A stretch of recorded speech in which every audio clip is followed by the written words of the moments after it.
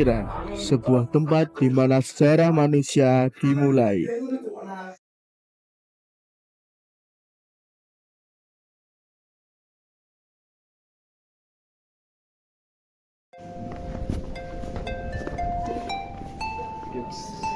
Halo teman-teman semuanya, selamat pagi, siang, sore, ataupun malam.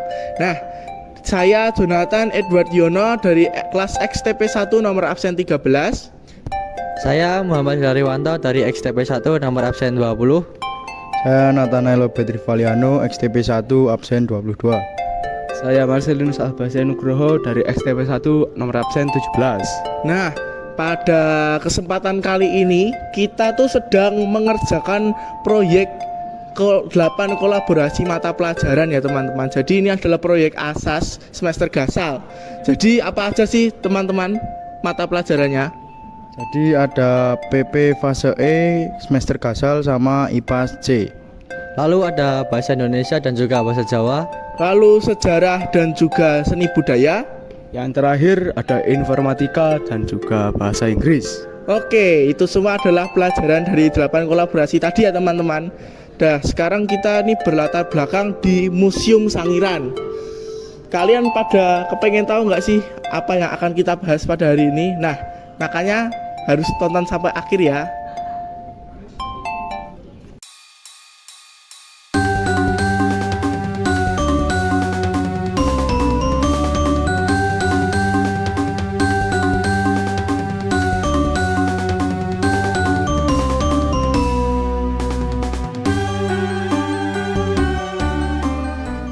Nah, di sini tuh kita lagi di museum yang tentang membahas alat tombak. Nah, di belakang kita ini udah ada diorama atau replikanya tentang manusia purba itu memburu dengan cara menggunakan tombak untuk bisa menahan dirinya dari serangan-serangan hewan buas lainnya. Oke, jadi di sini adalah pembagian tugasnya. Jadi saya bagian pengertian. Saya bagian fungsi dari tombak dan panah. Saya bagian kapan dan oleh siapa panah dan tombak itu ditemukan. Dan bagian saya yang terakhir itu adalah bagaimana cara pengaplikasian tombak dan panah untuk memburu di zaman masa purba. Oke teman-teman, jadi panah dan tombak adalah senjata bagi para manusia zaman praaksara untuk mereka bertahan hidup.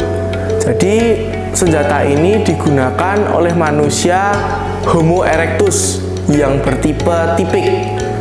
Di zaman manusia Homo erectus tipe tipik ini sudah memiliki volume otak yang lumayan besar, sehingga mereka memiliki kepintaran yang cukup untuk membuat senjata seperti panah dan tombak. Panah dan tombak ini berbahan dasar kayu. Jadi mereka menggunakan kayu sebagai media pegangan, dan jika diaplikasikan kepada panah, kayu ini menjadi busur, dan jika ditombak, kayu ini menjadi pegangan. Dan mata tombak dan mata panah bisa dibuat dari tulang hewan, logam, ataupun batu yang runcing. Jadi panah dan tombak itu alat yang digunakan manusia purba prasejarah untuk digunakan berburu. Jadi panah itu terdiri dari busur dan juga anak panah. Busur terbuat dari kayu dan juga tombak sama seperti busur yang terbuat dari kayu. Untuk panah ditemukan sejak 200.000 tahun lalu, sedangkan tombak ditemukan 400.000 tahun yang lalu. Namun dari kedua alat tersebut tidak ditemukan oleh siapa penemunya, tidak ditemukan individu spektif untuk menemukan alat tersebut. Namun seiring berkembangnya zaman, kedua alat tersebut bertemu secara bersamaan yang digunakan pada manusia purba untuk berburu. Pertama kali kedua alat perburuan tersebut ditemukan yaitu dari benua Afrika. Fungsi panah dan tombak adalah untuk bertahan hidup dan berburu. Jadi panah dan tombak di masa lampau digunakan mereka untuk mencari makanan sehingga dapat mencukupi kebutuhan makanan sehari-hari mereka. Selain itu, panah dan tombak digunakan untuk bertahan hidup. Jadi ketika mereka merasa terancam, mereka menggunakan panah dan tombak. Sekian, terima kasih. Oke teman-teman, di sini tuh saya akan menjelaskan bagaimana pengaplikasian panah dan juga tombak. Yang pertama-tama itu saya akan mengambil bagaimana pengaplikasiannya tombak. Tombak itu adalah sebuah bambu atau kayu yang ujung bambunya itu atau kayunya diruncingkan agar dapat melukai lawannya. Cara pengaplikasiannya itu secara di belakang ini. Nah, cara pengaplikasiannya itu adalah dengan menusukkan atau melukai lawannya atau hewan-hewan buas yang akan menyerang kita. Oke, selanjutnya adalah panah. Nah, panah ini adalah senjata jarak jauh yang digunakan pada masa prasejarah atau masa purba hingga masa saat ini. Nah, panah ini bisa digunakan secara jarak jauh agar dapat memburunya lebih menjaga keamanan kita dan juga lebih efisien. Nah, panah ini menggunakan mata panah, yaitu atau sebagai benda yang dapat melukai lawannya. Mungkin cukup itu yang bisa saya jelaskan. Terima kasih.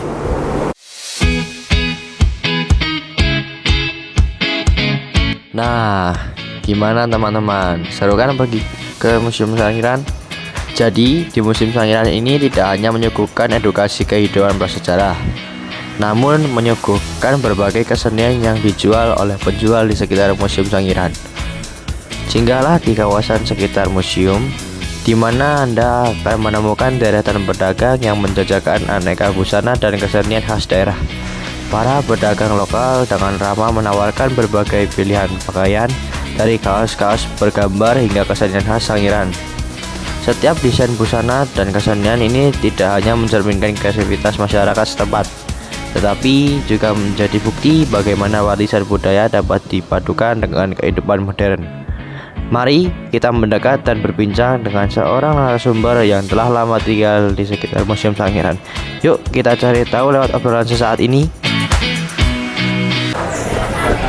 Kula nuwun, Bu. Nah, perkenalkan, nama saya Sari. Saya jualan di Museum Sangiran. Saya aslinya bukan sini, ikut suami kan. Saya jadi ibu rumah tangga sama dagang di sini yang masih sekolahan. Oke. Kula wonten pitakonan, Bu. Ya. Sangiran kan terkenal kalian Museum Menungsa Purba. Lan budaya lokal menapa mawon ingkang wonten ning di Desa Sangiran. Sing Desa Sangiran Kecuk Lesung sama Teater Sangir. Teater Sangir itu ada yang mengikuti anak-anak, ibu-ibu. Kecuk Lesung Kayak bubuk padi. Oh. Tapi lesungnya zaman dulu. Oke. Gejok Lesung menika kenging menapa dipun tindakaken dening warga di Desa Sangiran, Bu? Kanggo melestarikan budaya Jawa. Oh. Jadi biar nggak hilang. Gejok Lesung iku budayane priye, Bu? Lesung. Kok ditutuk itu digawe kayak musik, Mas. Oh, musik. Musik kok kan enak sing nyanyi kok mengikuti iku nih kayak enak apa nih enak nadane nih, Mas. Oke.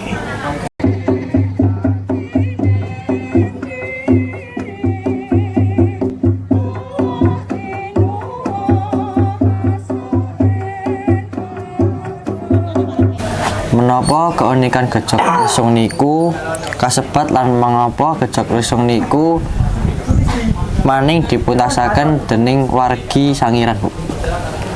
Gejok Lesung itu dilestarikan biar tidak punah.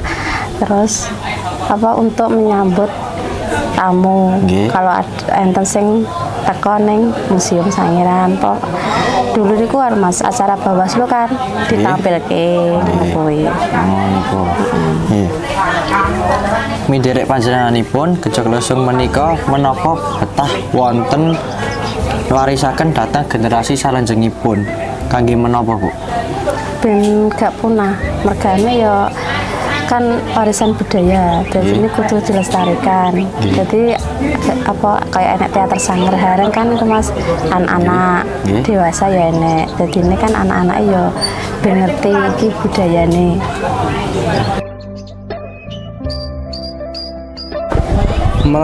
Menapa asmanipun barang kerajinan menika lan saking lalan dalan pundi asalipun Bu? Iki yang khasnya sangiran dari batu. Batu ini batu sangir. Cara buatnya kan ini kan batunya besar Mas. Terus dipotong pakai geraji, potong kecil-kecil, diser. Habis diser terus diambil biar halus. Ya gini juga sama. Cuma ini batunya depan daun sama lumpur ceritanya. Yang hitam-hitam ini kan daun. Bahannya sama, batunya besar, terus dipotongin kecil-kecil, ya kan? Diser, dibentuk, terus diukir, dipahat ininya, terus diampas dulu diampas, terus baru diukir.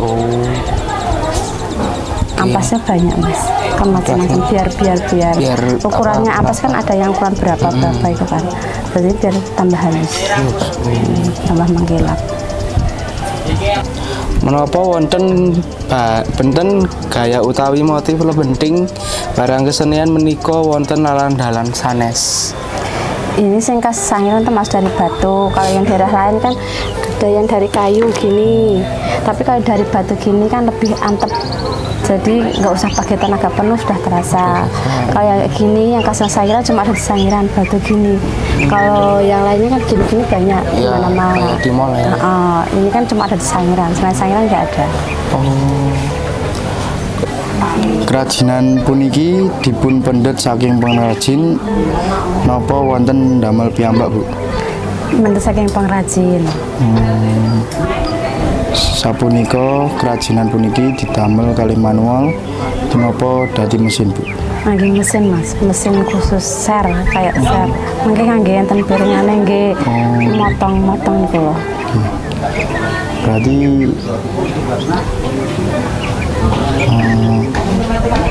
mirip grindong atau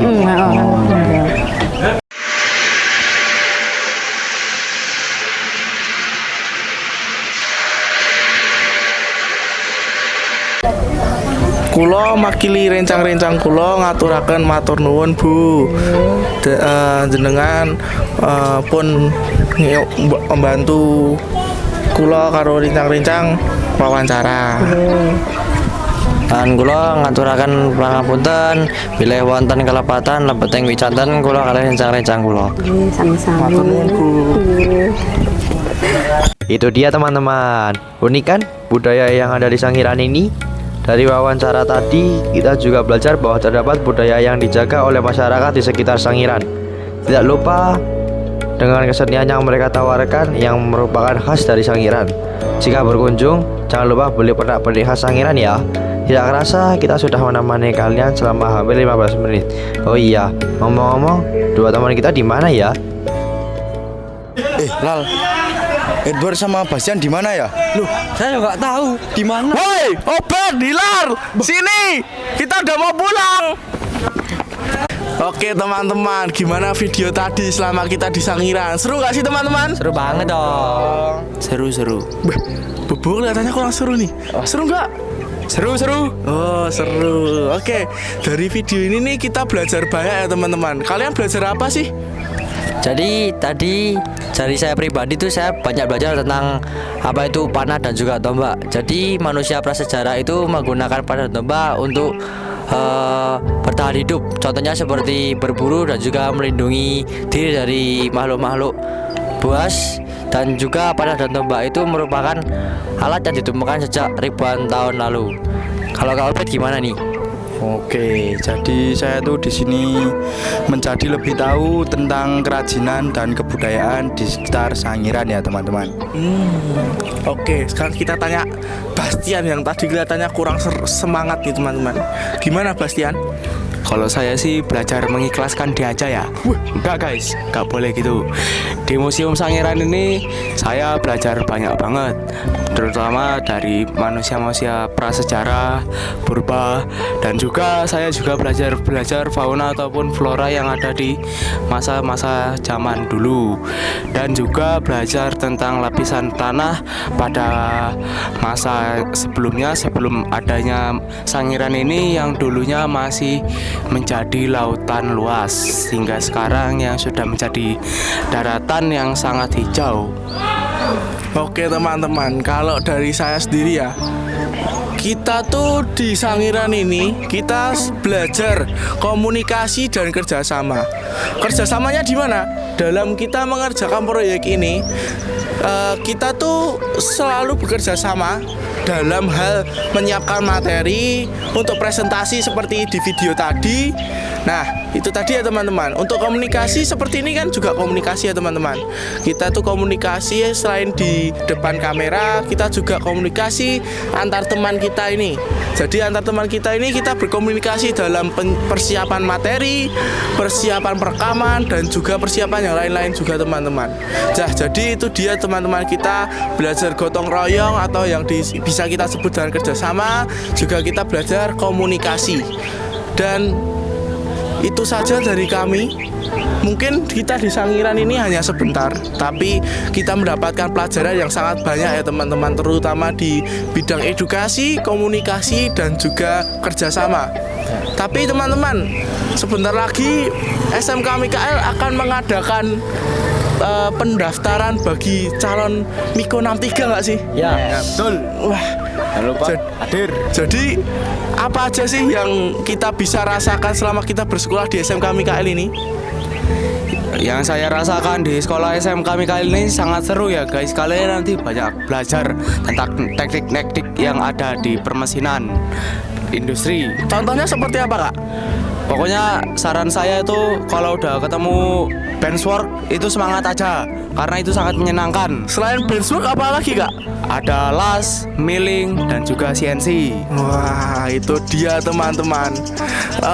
Jadi jangan lupa untuk daftar di SMK Mikael ya teman-teman. Dan jangan lupa Miko jos, Miko jos. Terima kasih teman-teman.